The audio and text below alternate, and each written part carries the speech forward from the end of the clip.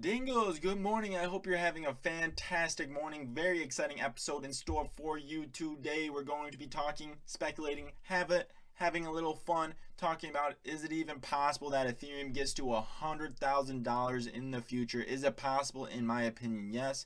Is it going to happen short term? Absolutely not.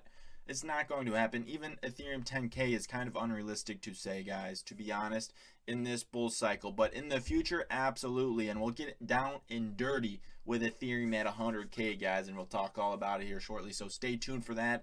At the end, I'm also going to show you how you could earn 100% APR on your Bitcoin right now, or Bitcoin equivalent, right? Because DeFi. Anyways, also I have a kick-ass poem at the end because you know what? Once in a while we need a kick-ass poem in our lives. So make sure you stay tuned. And now let's just jump right into Ethereum's short-term price action because it's looking tasty, to say the least. We're sitting at 1780, testing that resistance. Look at this, guys. We could break out any moment. The question is, how high will we go? I think 2,500 is a tasty target. I just think it's tasty, guys. Honestly, who knows where we're going? You can use this Ikomochu cloud or whatever you want, any indicators you want. At the end of the day, Ethereum is going to land wherever it wants to land. Hey, 2,500 sounds like a nice target to me. Personally, I don't care. I'm not going to be selling any. I don't really care. I'm not going to be selling any. I'm just along for the ride. But anyways, it's looking like it's breaking out soon. But now let's talk about how Ethereum and what market cap it would need to hit $100,000 per token. And this 1.3 plus 13 is $13 trillion market cap, right? I just use 130 million as the circulating supply because who knows when this price action will come, and if it comes, I would just say there probably will be 130 million circulating supply of Ethereum. So 13 trillion is a reasonable market cap to hit $100,000 per token. And is this possible?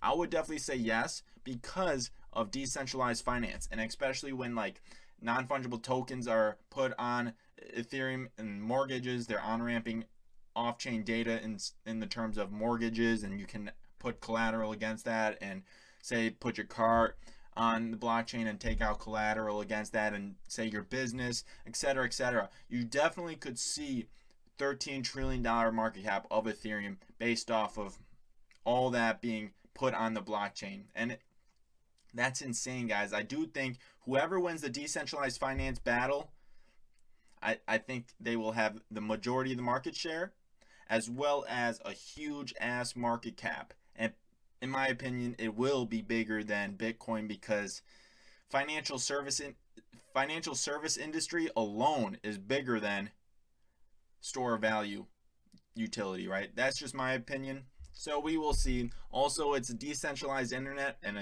you can build applications on it. You can build any type of applications, and not just financial applications. So gaming industry, add that on top of it, anything, right? And that all needs gas to utilize, and etc., etc. So keep an eye on that for sure. And now Grayscale just added another 52,000 of ETH over the past 24 hours, worth $100 million. This is insane. Institutions and family offices are accumulating Ethereum because they're looking at Bitcoin and saying, wow, not necessarily it's overvalued or overextended, even though arguably it kind of is, but Ethereum has more opportunity for future growth. It's a little more speculative, but also there's a lot more opportunity on the back end. So that's why I think family offices and institutions are looking at Ethereum and accumulating Ethereum.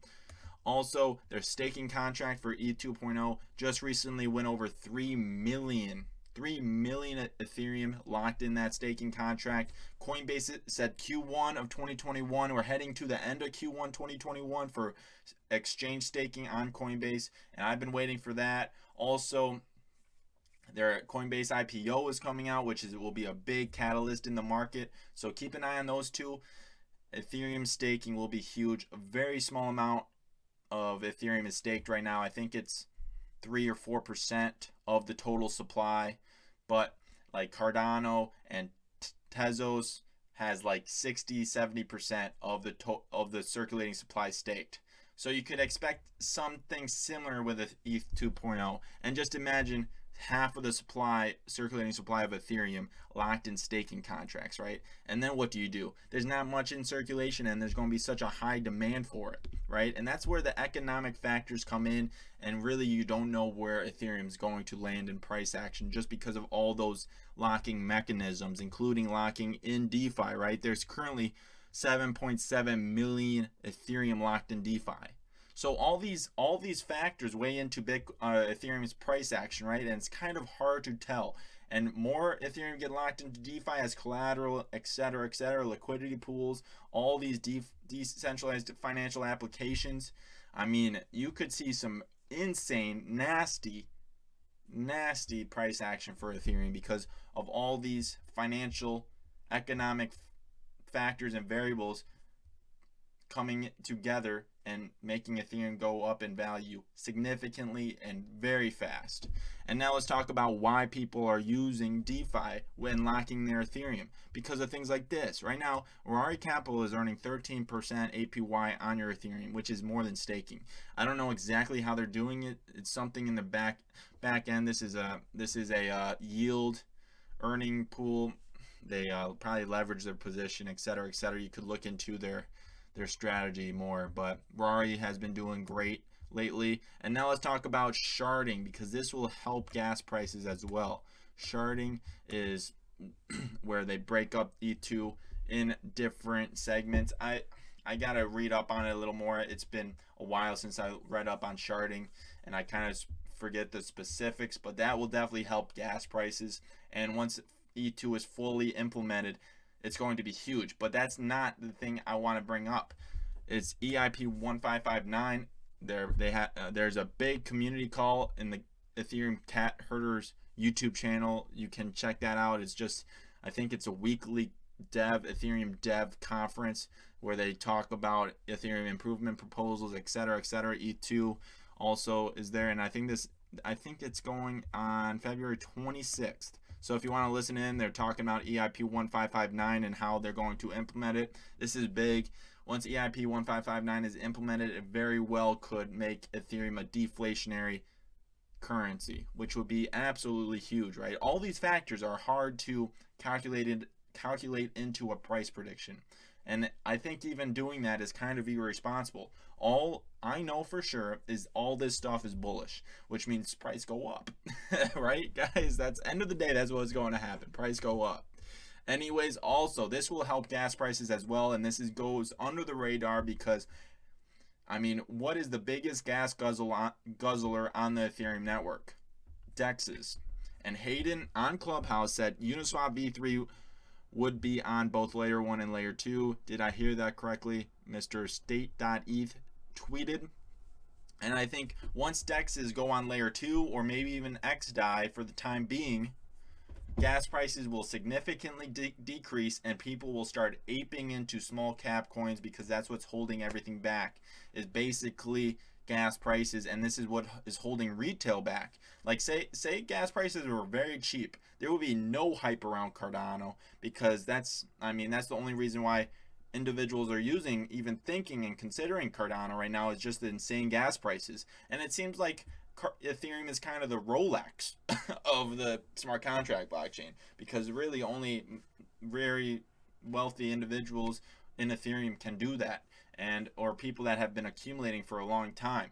So it's kind of like a walled garden to that extent, and I don't personally enjoy that, but also I see that it's getting used, and gas fees are just a consequence of the mass adoption and the utility of said blockchain. So does that give me hype? Am I hype about it? Yes, because I think gas fees will be solved, because if there's a demand, there's going to be a solution, because you know what is always behind demand? Money. And people like that money, right? So there's going to be solutions for sure. And now layer 2 solution, Matic and Hudson Jameson, which is one of the OG Ethereum developers, says, I'm excited to announce that I am advising my third project besides Status and Chainlink. I see a lot of promise in Polygon and plan on releasing a blog in the next 2 weeks outlining why I'm joining as an advisor. Thank you, Polygon, for letting me contribute to this tech. There you go. Matic. The only thing I dislike about Matic / Polygon is their connections with Binance. But other than that, I think if it can successfully do a layer 2 solution, that's all we need on Ethereum right now, is a layer 2 option to decrease gas. Gas is literally the only thing holding the Ethereum network back from exploding. And I'm going to show you shortly the consequences of high gas fees on Ethereum, such as CZ and Binance Chain, right? And PancakeSwap, right? These other blockchains that are centralized, like the Binance Chain is centralized, and at the end of the day, decentralization will win out, because who wants, okay, if you have a 2 option, then each option are equally usable. Would you rather use one where there's nobody that can manipulate your money or potentially pause a transaction and lock your funds? Because say like somebody comes up to CZ, the US government come up to CZ, say, hey, this wallet has been doing really bad things. We want to lock your funds. CZ will have to comply. Like for Ethereum, nobody can do that. Nobody. So at the end of the day, if everything was equal, people will pick decentralization, in my opinion. Obviously, everybody is subject to their own opinion. Comment below and we'll talk about it. Anyways, Hayden Adams says Uniswap will be coming back online soon after temporary outage. Huh? Oh, wait, never mind. It has never gone offline, and he's referring to how Binance went offline. And then he says, worry about PancakeSwap, guys. That just says it's centralized, because he's hyping all these Binance Chain tokens. Obviously, it's centralized, guys. Everything with CZ is centralized. Anyways, that's why I'm kind of I'm not really skeptical anymore. Originally, I did not like Matic, but now it's kind of okay. In the past few months, both Solana and Avalanche went down. Ethereum's never going down. Avalanche is also connected to Binance. I think Solana is as well. I would have to look more into it. Maybe it is, maybe it isn't. But anyways, we will see. Other blockchains are going to have a hard time succeeding, except that like they're trying to compete with Ethereum. That's just my opinion for sure. Anyways, also CNBC Fast Money. Look at this. You see this? It's a Uniswap interface, bro.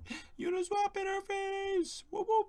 That's insane. DeFi is the next fad. It's already kind of a fad, but it will be mainstream adopted next bull cycle. Next bull cycle, you'll see institutions getting into DeFi 100%.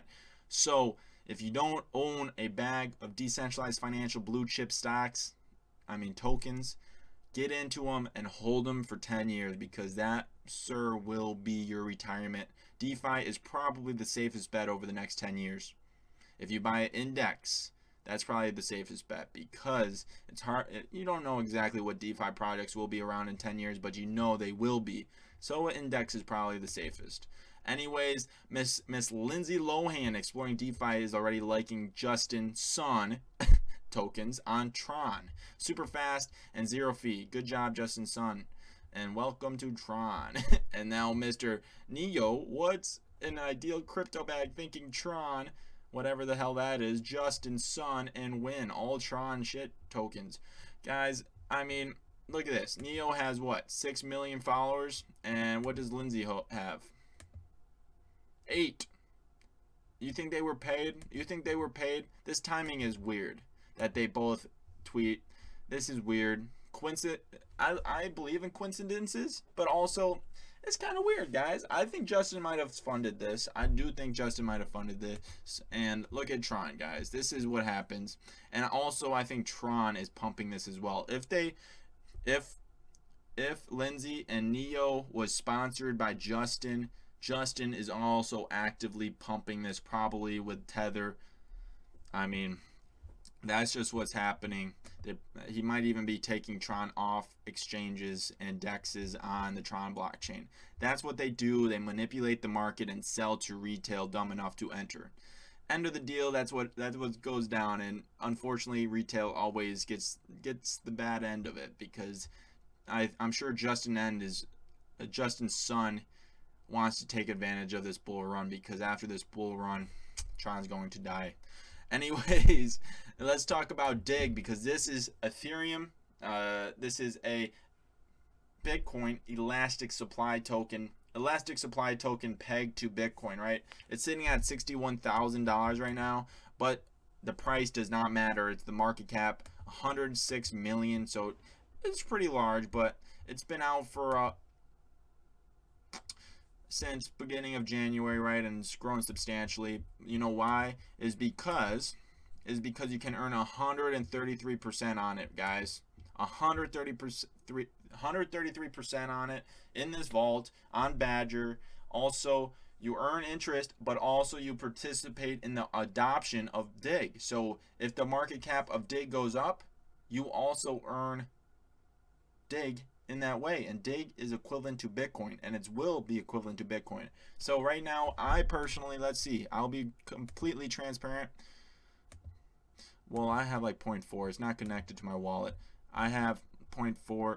It is connected to my wallet. Oh, 0.42. There it is. But anyways, that's what I got. I like Dig. I've been holding it since I made the video on Badger, but I've been just putting it in this vault. Hopefully, it does not have an exploit. I have insurance, so if something happens, hey, I have insurance, you know? So that is all. Get covered right there.